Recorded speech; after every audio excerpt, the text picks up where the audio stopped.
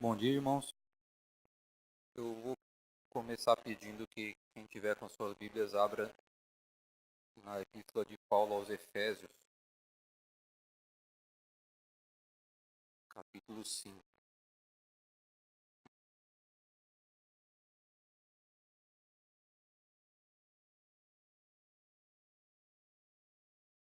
Efésios, capítulo 5.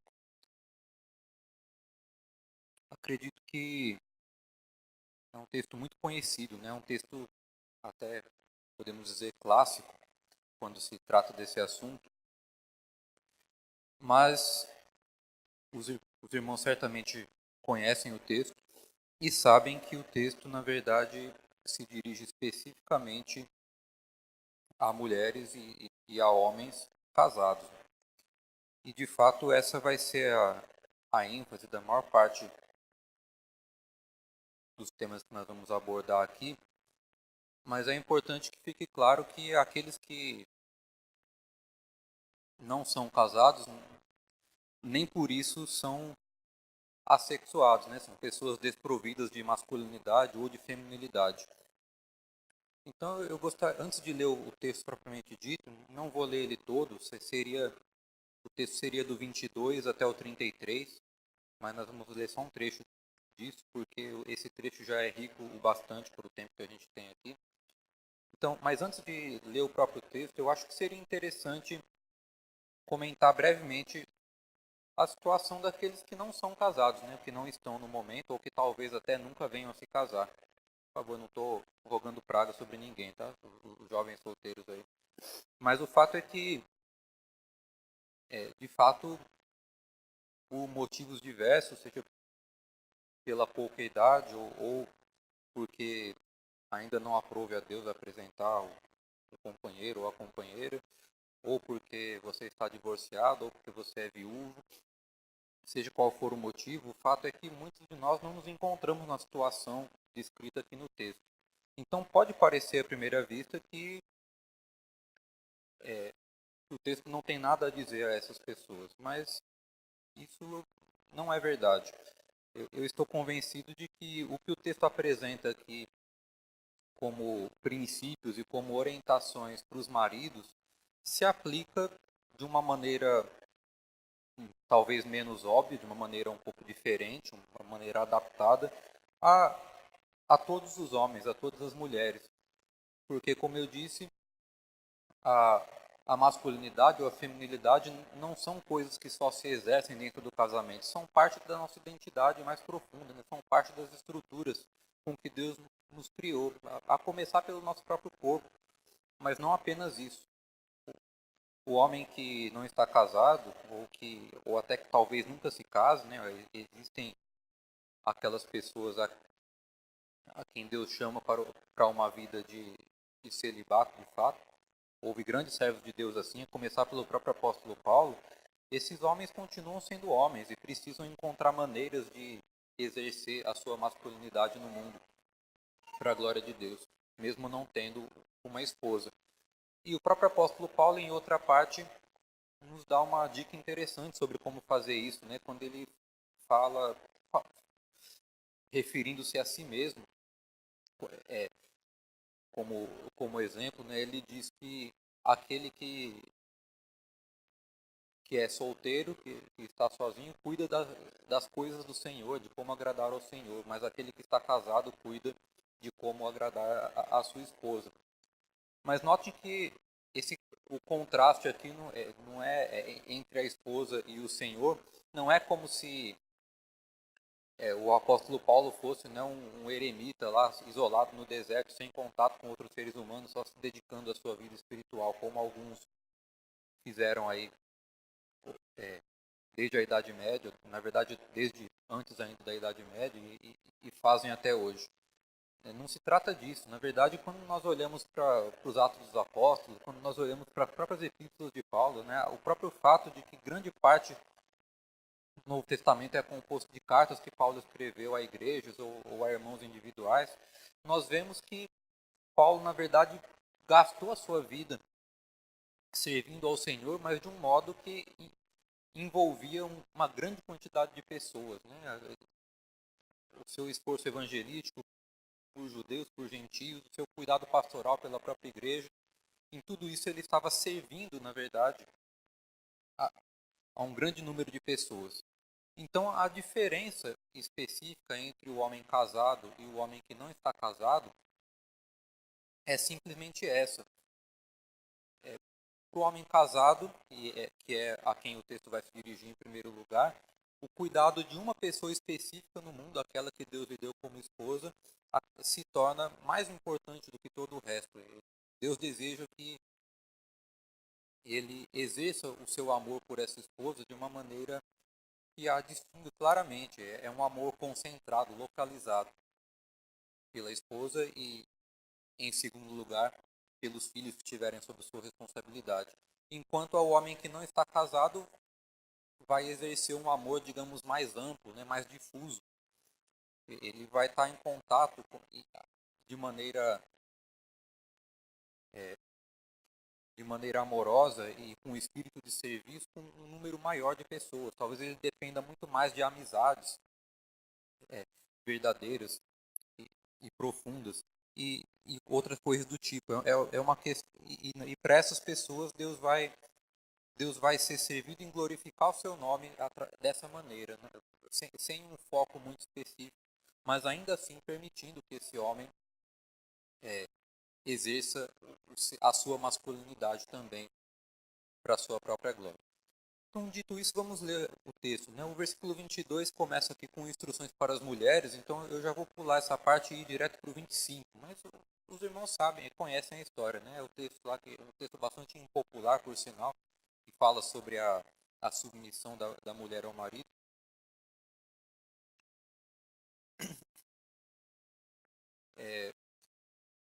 Então nós vamos focar aqui o trecho que vai do 25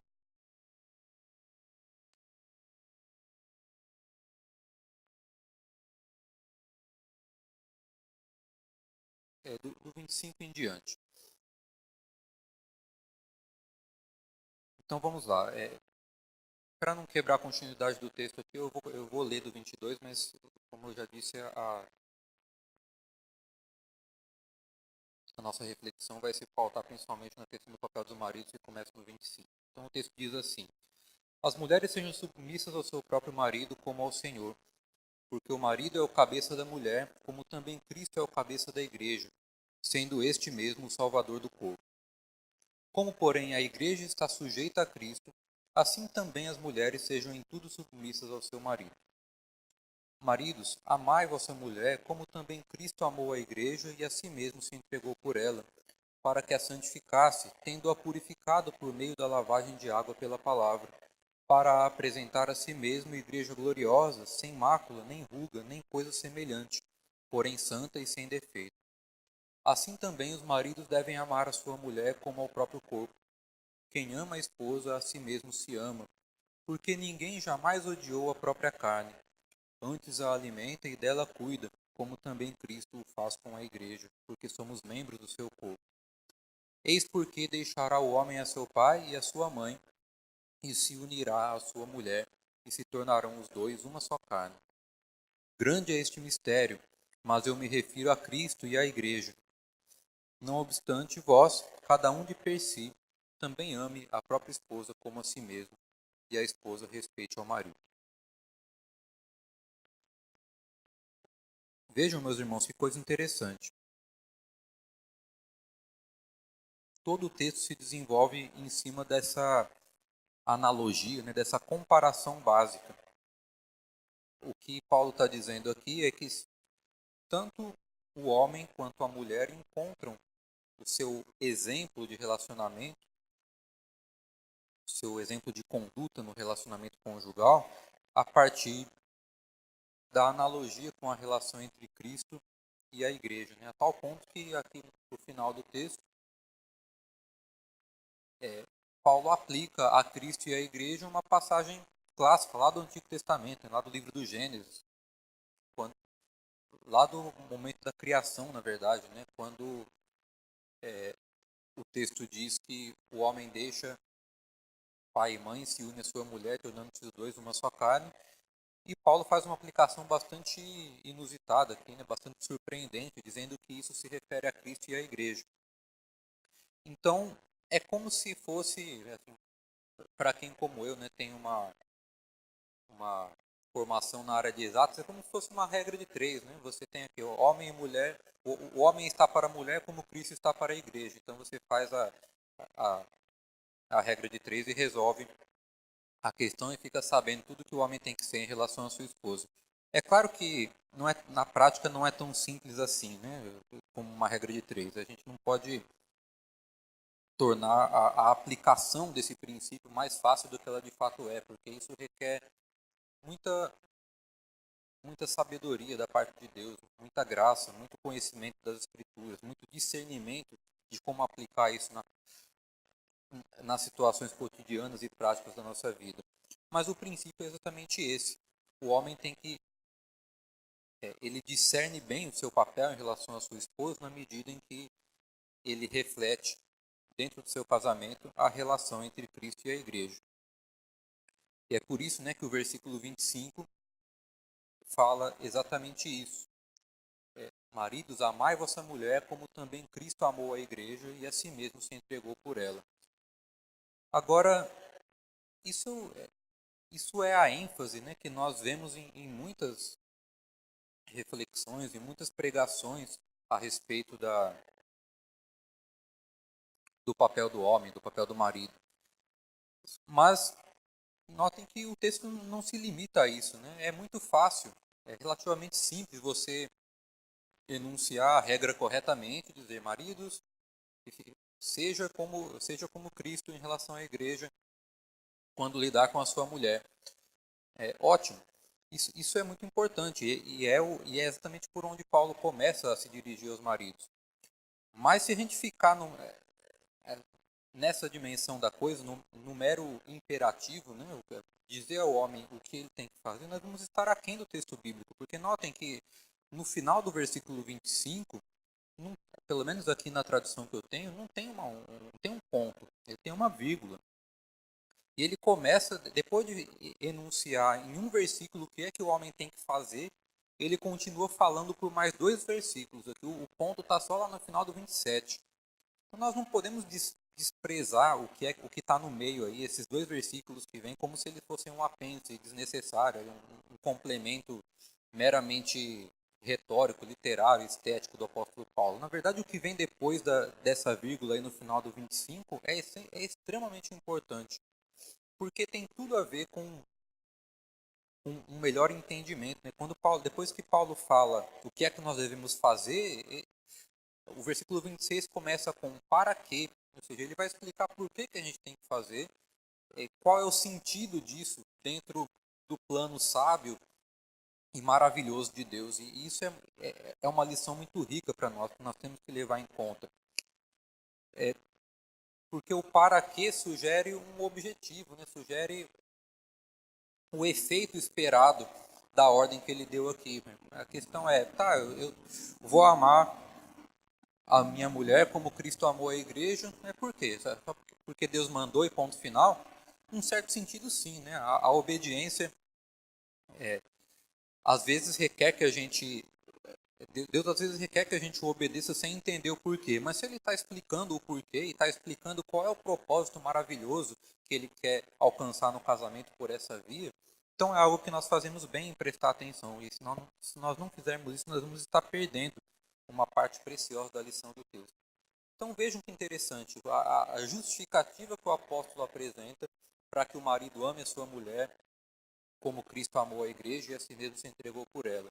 Ele diz, para que a santificasse, tendo-a purificado por meio da lavagem de água pela palavra, para a apresentar a si mesmo, igreja gloriosa, sem mácula, nem ruga, nem coisa semelhante, porém santa e sem defeito. Veja que tudo isso está se referindo ainda à relação de Cristo com a igreja. Né? Ele está dizendo por que foi que Cristo amou a igreja. Quando Jesus veio ao mundo e se entregou numa cruz pelos nossos pecados, isso não foi simplesmente porque o Pai mandou e acabou. Não, ele tinha um objetivo em mente. Ele e as outras duas pessoas da Trindade, na sua plena unidade e harmonia de vontade, de propósito, tinham um objetivo com isso. A crucificação não era um fim em si. O sacrifício de Jesus tinha que chegar num resultado. E o resultado está aqui, a santificação da igreja, a purificação da igreja, por meio da lavagem de água pela palavra, até chegar no momento em que Cristo, como diz aqui, apresentaria a si mesmo igreja gloriosa, sem mácula, nem ruga, nem coisa semelhante, porém santa e sem defeito. Esse era o objetivo, esse era o resultado pretendido pelo sacrifício de Jesus. E isso, na verdade, se nós analisarmos friamente, isso daqui nada mais é do que o beabá do Evangelho. Né? Isso aqui é teologia básica, dizer que Cristo veio ao mundo para morrer por nós, para que nós fôssemos purificados dos nossos pecados e reconciliados com Deus, que é essencialmente o que o texto está dizendo. Isso aqui é extremamente básico. A gente não pode levar a sério quem pretenda ser cristão se não souber disso daqui. Isso aqui é a mensagem central do Evangelho, é o coração do Evangelho. E essa menção ao futuro, né, o versículo 27, quando fala para apresentar a si mesmo igreja gloriosa, sem mácula, nem ruga, nem coisa semelhante, porém santa e sem defeito, ele está falando da consumação da redenção, do momento que não chegou ainda. A igreja está reconciliada com Deus, está recebendo a instrução e a habitação do Espírito Santo, mas está ainda cheia de pecados e cheia de falhas. Tanto a igreja institucional quanto cada membro individualmente. Cada um que está vivo ainda nesse mundo ainda tem pecados dos quais ser tratado e santificado por Deus. Então nós não chegamos ainda nesse momento da igreja gloriosa, sem mácula nem ruga, nem coisa semelhante. Isso vai ser obtido lá na eternidade, ou melhor dizendo, após o retorno de Jesus, após a ressurreição gloriosa de todos os santos. E nesse momento vai se cumprir exatamente o que está dizendo aqui. Eu lendo esse texto aqui, eu me lembro daquilo que Jesus diz numa oração lá no Evangelho segundo João, quando ele na verdade não na verdade ele diz ao Pai, né, que nenhum eu perca de todos os que me deste. Ele estava pensando nesse momento aqui. Eu me lembro também lá do texto, daquele texto profético sobre a vinda de Jesus em Isaías, capítulo 53, né, um texto bem conhecido, que fala sobre o sofrimento vicário do servo do Senhor. E lá no momento, depois de descrever, né, longamente o sofrimento e, e a mansidão de Cristo ao ser entregue ao sacrifício, como cordeiro que é levado ao matadouro sem abrir a boca, etc., ele diz lá no final uma coisa que me toca profundamente. Ele diz que depois de feito todo esse trabalho, diz assim, e ele verá o fruto do penoso trabalho de sua alma e ficará satisfeito. É disso que o texto está falando. Né? Quando ele está falando de um momento futuro, quando nós estivermos diante de Deus, na consumação de todas as coisas, e Jesus vai olhar para nós e vai dizer assim para o seu Pai, olha, estão aí todos os que o Senhor me deu, eu não perdi nenhum. Eu me sacrifiquei por eles, eu cumpri o propósito da minha encarnação, da minha ida ao mundo por amor deles. E agora eles estão aqui, ó, eles eram pecadores, sujos, miseráveis, inimigos do Senhor, eram filhos da ira. E agora eles estão aqui, purificados, santos, puros, gloriosos. Então, o meu o meu sacrifício por eles foi bem sucedido. Eu estou vendo agora o fruto, né, do penoso trabalho da minha alma e estou satisfeito. É disso que o texto está falando aqui. Quando ele diz, para apresentar a si mesmo igreja gloriosa, sem mácula, nem ruga, nem coisa semelhante, porém santa e sem defeito, ele está falando que quando Jesus se sacrificou por nós, como diz no versículo 25, Cristo amou a igreja e a si mesmo se entregou por ela, ele fez isso porque ele tinha em mente esse objetivo, esse momento futuro em que o fruto do seu trabalho, do seu sacrifício seria evidente. Ele fez isso movido por amor à sua igreja, mas sabendo que o seu sacrifício não seria em vão, sabendo que ele cumpriria o seu propósito naqueles que Deus se agradou em escolher, em aplicar a sua obra redentora. Então, o ponto realmente surpreendente da coisa é o fato de que Paulo nos chama a atenção tudo isso, todas essas verdades fundamentais da nossa fé, e diz simplesmente, olha, maridos, então é basicamente isso que você tem que fazer em relação à sua mulher. Você tem que se sacrificar por ela, lembrando ou tendo em mente o objetivo que Deus quer que você atinja com isso. Não é um sacrifício que tem valor por si mesmo, como se fosse uma demonstração de virtude, né? Como se fosse ou uma obediência cega ou uma demonstração das suas virtudes históricas, da sua capacidade de se sacrificar e de ser um homem forte em relação à fragilidade da sua mulher. Não, ele quer que a gente olhe para o objetivo. Ele quer que a gente olhe para o futuro, para para o resultado que isso vai produzir na vida da nossa esposa. Ela é o alvo do nosso sacrifício. A santificação, o aperfeiçoamento dela são o objetivo. Então, guardadas as devidas proporções, porque Cristo não está morrendo por uma pessoa, ele está morrendo por toda a igreja, em última análise, por todo o universo. E também, claro, né, a Bíblia não sugere em momento nenhum que o meu pecado, que o meu sacrifício expia os pecados da minha esposa, no mesmo modo como o sacrifício de Cristo expia os pecados da igreja. Isso é só uma analogia. Mas ele de fato afirma que na medida em que o homem se dispõe a se sacrificar pela sua esposa, então a coisa realmente anda. Deus abençoa esse esforço e produz na vida da sua esposa aquele aperfeiçoamento análogo ao que ele oferece para toda a sua igreja. E é para isso, então, que, segundo o texto, o homem é constituído como líder, para que esse sacrifício, debaixo da bênção de Cristo, seja bem sucedido. Vejam, meus irmãos, isso aqui, se nós olharmos friamente ou não tão friamente, parece um pouco assustador, né? Porque é fácil para qualquer homem olhar para o seu próprio coração e ver que nós não temos uma disposição muito parecida com a de Cristo na maior parte do tempo, na maior parte da nossa vida. Eu me lembro que eu tive um momento de uma percepção muito aguda disso quando eu estava uns 4 anos atrás, mais ou menos. Então, eu tenho hoje 7 anos de casado, fizemos agora em julho, então na época eu tinha uns 3 anos de casado já, e estávamos assistindo pela internet a pregação de um pastor americano que estava visitando aqui o Brasil, estava pregando numa igreja lá em Salvador, e a gente estava assistindo pela internet. Ele pregou justamente sobre esse tema do casamento. E ele expôs ali, era um pastor já idoso, eu não me lembro o nome dele, mas ele expôs muita sabedoria, muito discernimento. Foi uma pregação que me abençoou muito.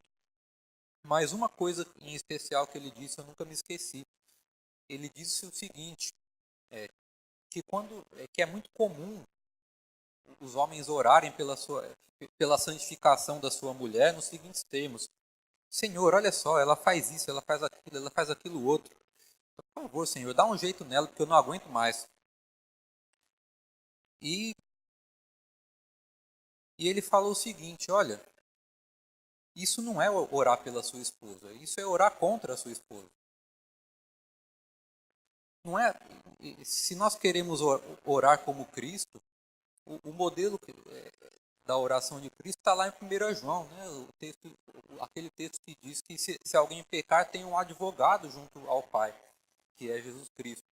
Então, como é que Cristo intercede ao Pai por nós? Ele intercede da seguinte forma: olha, eles têm tais e tais e tais pecados, mas eu paguei por esses pecados, eu me sacrifiquei por eles. Então, esse sacrifício vai ser eficaz na vida dessas pessoas. Esse pecado vai ser vencido. É assim que nós temos que orar pela nossa esposa. E aquele pastor deu um modelo exatamente assim. Quando você orar pela sua esposa, diga: Senhor, ela tem tais, tais e tais e tais pecados, mas, por favor, não deixe que ela sofra as consequências desse pecado. Se for necessário, faça com que essas consequências recaiam sobre mim. mas não deixa ela sofrer por causa disso. Livra ela desses pecados e me ajuda a, enquanto isso não acontece, sofrer as consequências do pecado dela. E, obviamente, quando esse pastor falou isso, eu me senti extremamente envergonhado e humilhado, porque em 3 anos de casamento que eu tinha até aquele momento, eu nunca tinha orado pela minha esposa dessa maneira. E, na verdade, nunca tinha tido a ideia de orar por ela dessa maneira. E, se tivesse tido a ideia, eu certamente teria odiado a ideia de orar por ela dessa maneira. Porque assumir esse grau de responsabilidade, esse grau de disposição para o sacrifício em relação aos pecados da esposa é uma coisa muito penosa para um coração depravado e egoísta como o nosso. E, no entanto, é exatamente isso que Cristo faz constantemente por cada um de nós. Então, o casamento ele nos desafia profundamente dessa maneira. Na verdade, o casamento ele é análogo, de certa forma, à própria conversão, porque a parte da nossa relação com Deus, né, quando nós somos convertidos, nós de fato nos comprometemos com Deus pelo restante da nossa vida e por toda a eternidade, e somos regenerados e somos aproximados de Deus em um sentido inquebrantável. O casamento também é assim, de certa forma, né? Nós nos comprometemos ali por toda a vida, por toda a vida de pelo menos um dos dois, né? Enquanto durar a minha vida ou enquanto durar a vida da minha esposa, nós estamos comprometidos de uma maneira que não pode ser sofrer a intrusão de uma outra pessoa, é um compromisso com uma pessoa só, e nesse sentido é semelhante à, à nossa conversão, quando nós nos comprometemos unicamente com Deus, e ao mesmo tempo é uma coisa que dura para sempre, que não tem prazo para acabar. Se houver um fim, deverá ser um fim determinado pelo próprio Deus, e não pelo nosso esforço ou pela nossa vontade. Então, nesse sentido, só o casamento reflete, ou nenhuma outra relação no mundo reflete tão fortemente quanto o casamento, a relação entre Cristo e a sua igreja. E o texto também alude a isso quando usa a imagem de se tornar uma só carne com a sua esposa. Não é à toa que que Paulo aplica isso a esse relacionamento e a nenhum outro. Porque todos os nossos outros relacionamentos ou podem acabar em algum momento, ou são relacionamentos que nós podemos ter com várias pessoas ao mesmo tempo, pelo menos em princípio. Né? Nós podemos ter vários filhos, podemos ter vários irmãos, nós temos um pai e uma mãe. Nosso relacionamento parental já é, por princípio, com 2 pessoas, e assim por diante. Mas nós temos também o fato de que o casamento, uma vez consumado, ele é uma circunstância, justamente por ser uma transformação muito profunda na nossa situação de vida, uma transformação sem paralelo, ela também nos coloca em circunstâncias completamente novas.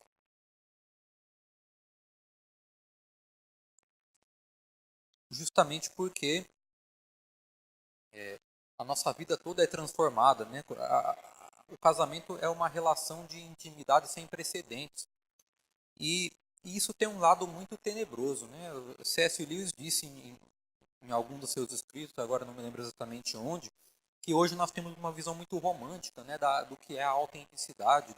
Então as pessoas falam da intimidade como uma coisa linda, né, como o lar como um lugar onde você pode ser você mesmo, ou das grandes amizades como preenchendo esse papel, né, como sendo um ambiente onde você pode ser você mesmo, onde você não precisa usar máscaras, onde você pode revelar tudo o que você é, como se isso fosse uma coisa linda e maravilhosa, mas nem sempre, porque esse você mesmo que você é tem um lado terrível, tem um lado pavoroso, um lado perverso.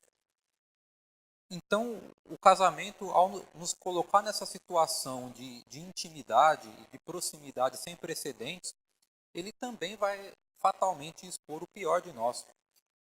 E nós não podemos entender adequadamente o ensino de Paulo aqui nesse texto se nós não levarmos essa dimensão da coisa em conta. Porque é muito fácil, né, você posar de herói, né? Você lê aqui o versículo 25, né? Maridos, amai vossa mulher como também Cristo amou a igreja e a si mesmo se entregou por ela. E aí você pensa, tá, então beleza, eu tenho que me sacrificar pela minha mulher. Então se um dia um ladrão apontar uma arma para ela, eu vou heroicamente me jogar na frente e levar o tiro no lugar dela. Ótimo, pode ser que um dia isso aconteça e você precise mesmo fazer isso. Mas para a maioria de nós, provavelmente isso não vai chegar a ser necessário. Né? Mas não é nem só isso. Essa disposição, se nós olharmos para esse texto e, e quisermos copiar o heroísmo de Cristo, nós vamos quebrar a cara muito facilmente. Cristo é o nosso herói de fato. E o sacrifício dele nos proporcionou aquilo que de mais importante pode haver. Mas o nosso heroísmo ele é bem mais modesto, digamos assim. Né? Deus quer que nós exerçamos esse heroísmo nas pequenas coisas do dia a dia. Né? De uma maneira muito mais, digamos, banal, de uma maneira muito mais corriqueira. E às vezes pode ser mais fácil você se jogar na frente de um revólver pela sua esposa do que suportar esse sacrifício diário nas pequenas coisas. E nós não temos essa disposição, nós não somos semelhantes a Cristo naturalmente nessa disposição. Na verdade, se você não aprender nessas pequenas coisas, de cada dia, de cada momento, a se sacrificar pela sua esposa, a reproduzir uma atitude semelhante à de Cristo, então na hora que o bandido apontar a arma para ela, você também não vai ter muita vontade de se jogar na frente do revólver. Então, na verdade, a nossa situação ela é muito mais complicada por esse motivo. E tem outra coisa. Cristo, pelo fato de Cristo ser perfeito de fato, né, nós temos aqui 4 relatos sobre a vida de Jesus, sobre o tempo que ele passou nesse mundo. E nós temos a evidência clara de quem era Jesus, da sua perfeição, da sua idoneidade moral, da sua perfeição diante do Pai.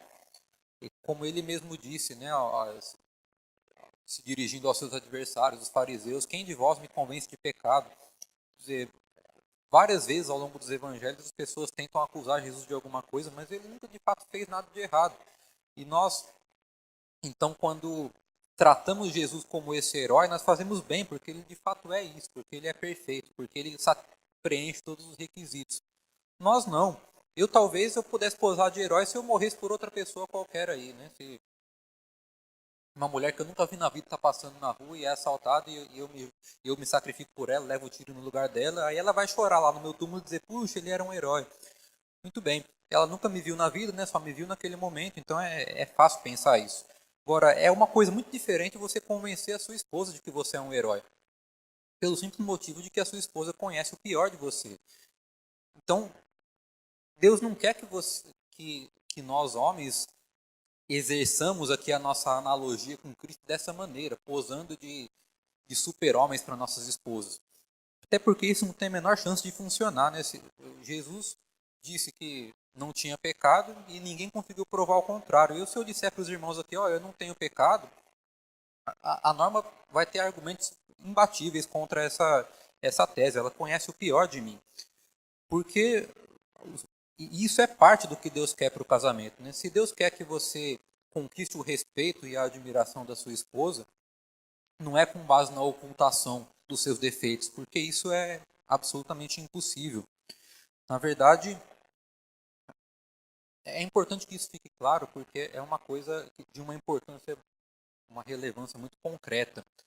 A sua esposa sabe, eu disse aqui várias vezes, né, que a esposa sabe dos pecados do marido, ela conhece o pior lado do marido, mas não é assim um conhecimento abstrato, não é como pegar lá uma biografia de Herodes, né, como aqui Flávio Josefo escreveu, e ler lá, puxa, Herodes fez isso, Herodes fez aquilo. Ele era um político muito astuto, mas ele tinha muita sede de poder, ele mandou matar os próprios filhos por medo de que eles concorressem com ele pelo trono, ele mandou matar a própria mulher que ele amava, ele matou as crianças lá nos arredores de Belém, e ele matou um monte de outras pessoas lá. Puxa vida, Herodes era um cara muito mal mesmo, olha só. Não é isso, Herodes morreu tem 2000 anos já. Não é assim que a sua esposa fica sabendo abstratamente do quanto você é mal, do quanto você é pecador. Não é lendo um livro sobre você. Ela aprende sobre os seus pecados porque, antes de tudo, ela é a principal vítima dos seus pecados. Porque quando nós somos expostos a essa nova circunstância que é o casamento, em que você tem um grau de intimidade que você não tinha nem com seus melhores amigos, nem com seus pais, nem com seus irmãos, nem com ninguém. Então, fatalmente, tudo aquilo que está no nosso coração começa a sair, né? Começa a sair tudo que tem de bom, tudo que tem de ruim também. Então, naturalmente, existem muitas surpresas, né? É muito comum a gente ouvir essas histórias, né, de pessoas que se casaram e, e, e depois de casados começaram a se surpreender com o comportamento do seu cônjuge ou com o seu próprio comportamento, porque as oportunidades de autoconhecimento vão surgindo e de conhecimento do outro também. E a gente tem que estar preparado para isso. Mas aquilo que sai do seu coração, naturalmente vai atingir primeiro e com mais frequência aquela pessoa que está mais próxima do seu coração. E ninguém no mundo deve estar tão próximo do seu coração quanto a sua esposa. Então, fatalmente, ela vai ser atingida muitas e muitas vezes pelo que existe de pior em você, pelos seus pecados. Então, ela é a pessoa mais propensa a se desiludir com em relação a qualquer sentimento de admiração que ela possa ter. Ela é a pessoa menos propensa do mundo a idealizar o seu marido de alguma forma. Ela vai ser a pessoa mais atingida por todos os seus pecados. E, claro, Deus sendo gracioso e abençoando o seu casamento e dando graça e santidade, então ela naturalmente vai ser também, depois de não muito tempo, a pessoa que mais te perdoou, a pessoa que mais tem a perdoar. Mas isso para o homem pode ser muitas vezes um desafio muito grande, né? É uma dor muito grande. Como é que Deus manda você se unir a uma mulher e Ele manda você se sacrificar pela, pela sua esposa só para você fracassar retumbantemente? Ele manda a sua esposa se submeter a você como se fosse Cristo, quando é muito óbvio que você não se parece muito com Cristo. E ele quer que você mantenha o amor e o respeito da sua esposa por você nessas circunstâncias. Né? Se nós olharmos por esse prisma, pode parecer à primeira vista que Deus está propondo uma coisa que é absolutamente impossível. Né? Que Deus não foi muito inteligente quando propôs esse negócio né, com alguma esperança de que funcionasse. Para pessoas tão pouco parecidas com Cristo quanto nós somos. Mas exatamente essa é a chave para nós entendermos o propósito de Deus no casamento. Deus não ignorou nada disso. Quando Ele dá aqui essas orientações tão lindas e profundas para os maridos e para as esposas, Ele não está ignorando a índole das pessoas a quem Ele se dirige. O apóstolo Paulo também não ignorava. Ele sabe o que é a natureza humana. Então, isso nós temos aqui um princípio, uma chave de compreensão preciosa para nós entendermos como funciona a graça de Deus dentro do casamento. Porque, no fundo, é disso que se trata, né? Da graça de Deus funcionando no casamento. Na nossa vida cristã, nós só ingressamos na vida cristã de fato quando nós reconhecemos que nossos esforços não levam a nada. Que toda a nossa tentativa de obter a redenção por qualquer outro meio que não a obra de Cristo consumada na cruz, simplesmente não leva a nada. Então, nós começamos a nossa vida cristã por esse reconhecimento. Eu não sou capaz, eu preciso da graça de Deus para que as coisas funcionem. E dentro do casamento é a mesma coisa. É justamente quando você reconhece que no que depender de você está tudo perdido, que você não tem condições de cumprir adequadamente o seu papel como marido, e você não vai conseguir evitar que a sua esposa fique sabendo disso das piores maneiras possíveis.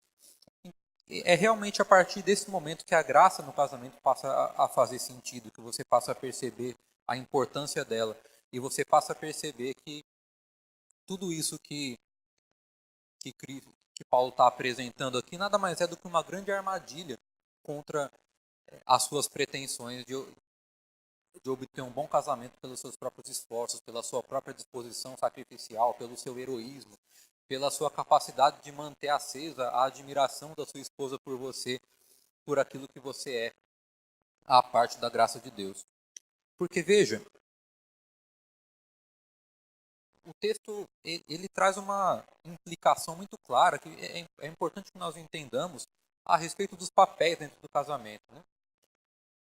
Notem que pelo simples fato de ele dar ordens diferentes para o homem e para a mulher, ele já está indo contra todo o nosso consenso cultural moderno. Né?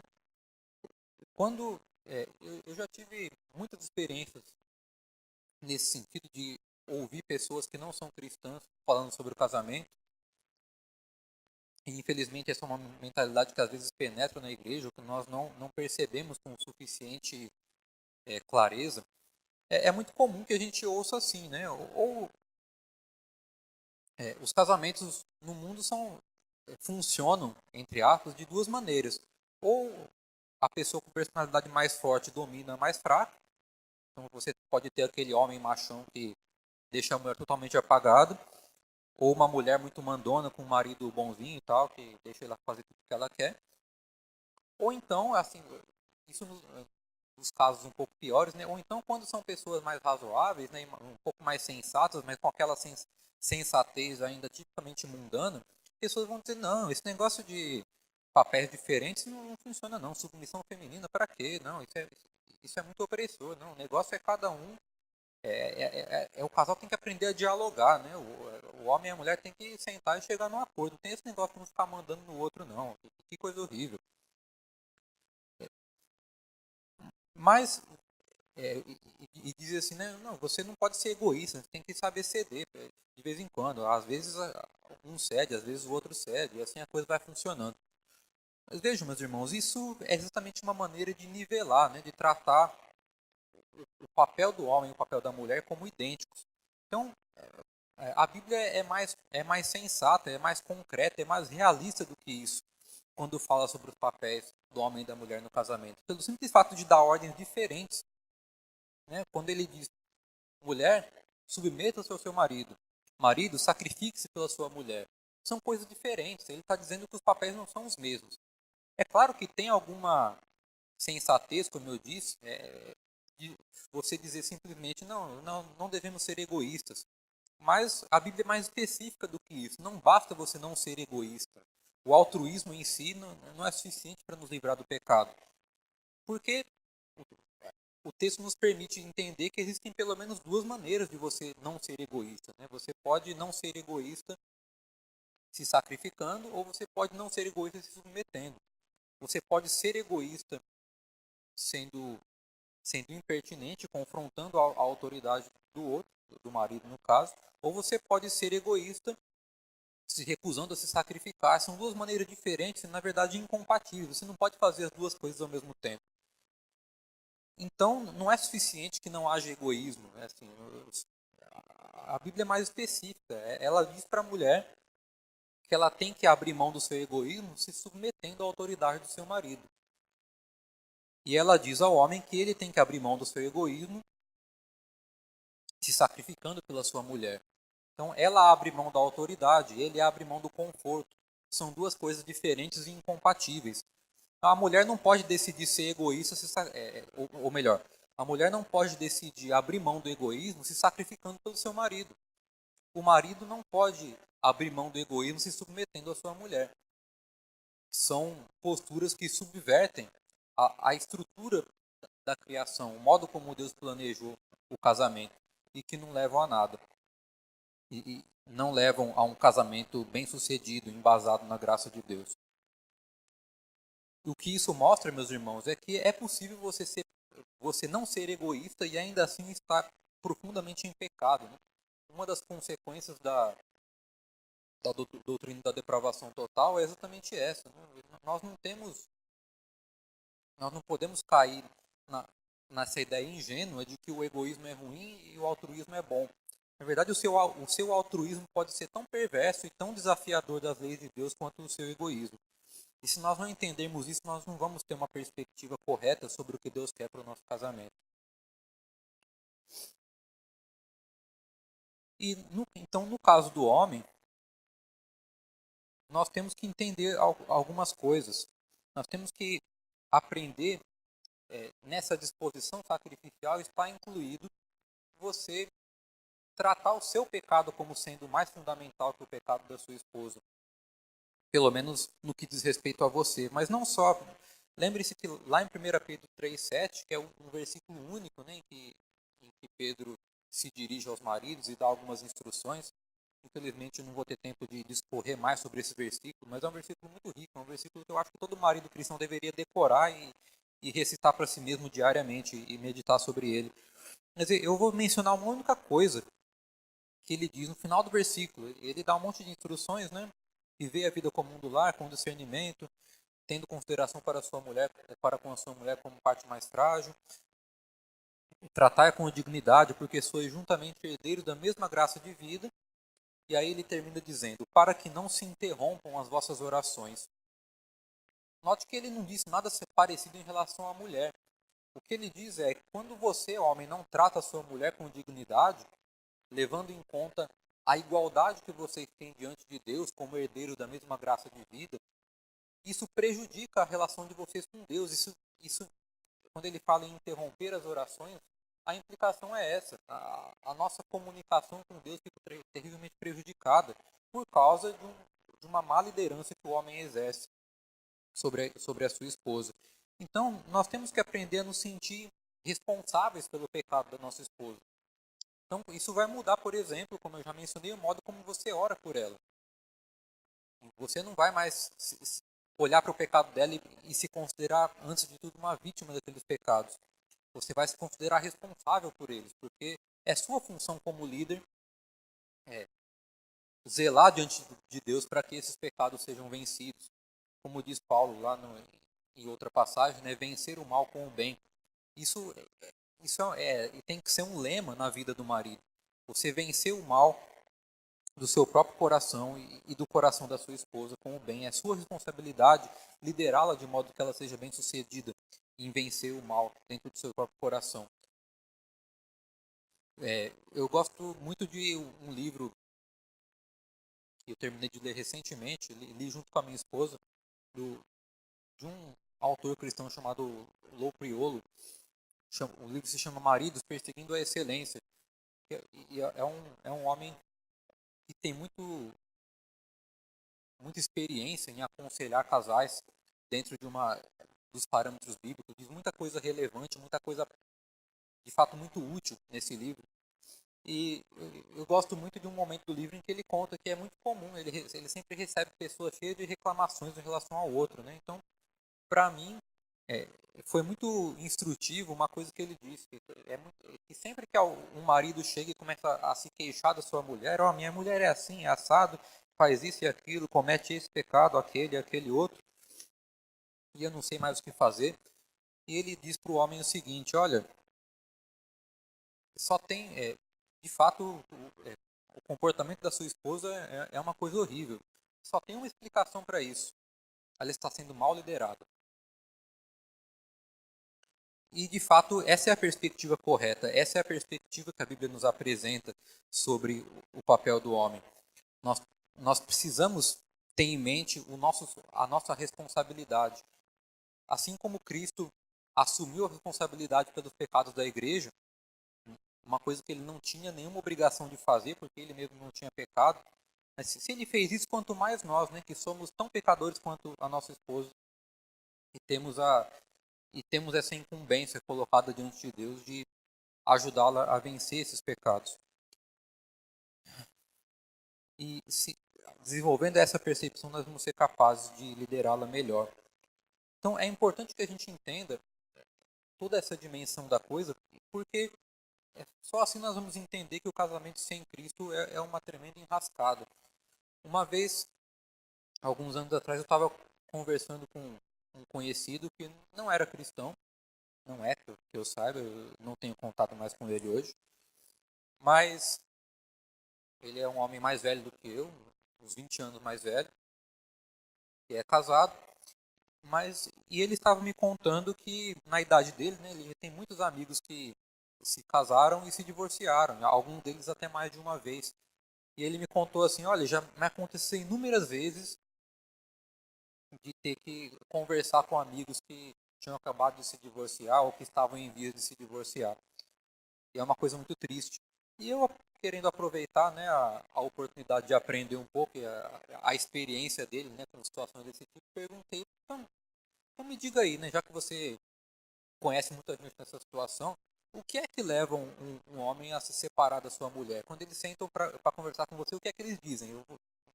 Eles estão se separando por quê? É adultério? É o quê? O que que leva a isso? Aí ele me disse uma coisa que eu nunca esqueci. Ele disse o seguinte, olha, todos os meus amigos que vieram conversar comigo sobre o fim do seu casamento sentaram no meu sofá e falaram horas e horas e contaram um monte de histórias, mas no fim das contas, eles não sabem por que o casamento não deu certo. E quando ele me falou isso, eu me lembrei de um texto, de um versículo bíblico, lá em Provérbios 4:19, que diz: o caminho dos perversos é como a escuridão, nem sabem eles em que tropeçam. Essa é uma imagem bíblica extremamente vívida do que é uma vida sem Cristo e, em especial, do que é um casamento sem Cristo. Porque pense, meus irmãos, o casamento é uma coisa central na vida de qualquer pessoa. Pode ser muito bom, pode ser muito ruim, pode ser mais ou menos, mas nunca é uma coisa sem importância. É uma coisa importante. Quando a pessoa se casa, por mais mundana que ela seja, ela tem um mínimo de interesse em que aquilo dê certo. Ela tem um mínimo de expectativa. Ela tem grandes expectativas colocadas naquilo. E certamente as pessoas se esforçam em maior ou menor medida para que o casamento dê certo. Então, quando uma coisa tão importante na sua vida dá errado e você não sabe por quê, você fica anos com uma pessoa e aquilo acaba e você não sabe, não entendeu o que aconteceu. Isso é uma coisa extremamente triste. Isso é uma boa imagem, uma boa e triste imagem do que é o nosso esforço de viver sem Cristo. Então, quando nós olhamos dessa perspectiva, nós, quando eu olho para mim, puxa vida, eu com esse monte de pecados aqui, me juntando com aquela mulher ali, com mais aquele outro monte de pecados ali, meu Deus, isso não tem como dar certo. Isso é uma coisa que, se der certo, é puro milagre, é pura graça de Deus. E é importante que a gente se sinta dessa maneira. É importante que nós olhemos para a nossa vida e enxerguemos todo esse pecado. É importante que você seja capaz de discernir profundamente. É por isso que Deus nos dá uma experiência do casamento, uma experiência de tamanha intimidade. É por isso que Deus não deixa que nossos pecados fiquem ocultos. É por isso que Ele nos incomoda profundamente e faz com que aconteçam as situações mais eficazes no sentido de expor toda a podridão que existe no nosso coração. Porque sem isso nós não vamos apreciar e entender devidamente o papel que a graça de Deus exerce na nossa vida como um todo e no nosso casamento de maneira especial. Então, o casamento em Cristo é um meio de santificação. Deus usa o nosso casamento. Isso quem disse foi o Peter Jones, um grande teólogo americano. E na experiência dele e de muitas pessoas que ele conhece, o casamento é o principal meio de santificação do que Deus se utiliza. E é verdade, eu confirmo essa experiência. Justamente porque o casamento é uma grande armadilha que Deus coloca, não para nós, mas para os nossos pecados. Ele não permite que nada fique oculto por muito tempo. Ele não permite a gente, que a gente deixe de se surpreender com, na medida em que o nosso autoconhecimento vai progredindo, na medida em que as situações em que o casamento nos coloca vão nos levando a admitir certas coisas que nós nem perceberíamos, talvez, por outras vias. E na medida em que Deus faz isso, então ele nos ajuda a entender, dentro do contexto do casamento, aquilo que Paulo diz ali num outro contexto, onde abundou o pecado, superabundou a graça. E aí a gente se torna mais próximos de Deus, a gente se torna mais capazes de nos comover e de agir de uma maneira eficaz debaixo da graça de Deus, no sentido de combater o nosso pecado. Nós abrimos mãos, nós homens, abrimos mão de toda a pretensão de heroísmo, de todo o esforço de parecer pessoas muito fortes e muito respeitáveis diante da nossa esposa. E tudo aquilo que a gente aprende no relacionamento com a nossa esposa, a gente vai aprendendo mais naturalmente a transpor para outras relações, para relações de dentro da igreja, para relações com pessoas de fora, com familiares, com o restante do mundo, vamos dizer assim.